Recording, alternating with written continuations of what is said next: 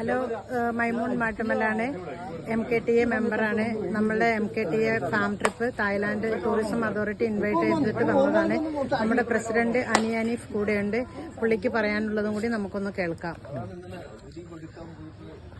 ഞാൻ മൈക്കേരള ടൂറിസം MKTയുടെ പ്രസിഡന്റാണ്. നമ്മൾ കേരളത്തിൽ നിന്ന് ആദ്യമായിട്ടാണ് 50 പേരെ ഉൾപ്പെടുത്തി ഒരു ഫ്ലൈറ്റിൽ ട്രാവൽ ഏജൻസിന് കൊണ്ടുവന്നത്. ഗസ്റ്റ് വരുന്നത് പുറമെയാണ്. ഗസ്റ്റ് ഒരുപാട് പേര് വരാറുണ്ട്, 50 പേരൊക്കെ.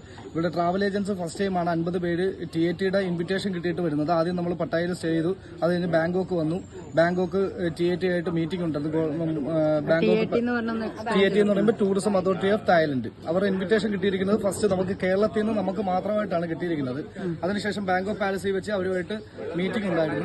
ഇന്ന് നമ്മൾ എത്തിയിരിക്കുന്നത് കാഞ്ചനാപുരിയിലുള്ള ഒരു റിവർ റാഫ്റ്റിംഗ് ഒക്കെ കഴിഞ്ഞ് വരുന്ന ഒരു പ്രോപ്പർട്ടിയിലേക്കാണ്. ഇവിടെ ഒരുപാട് ആക്ടിവിറ്റീസുകളുണ്ട്.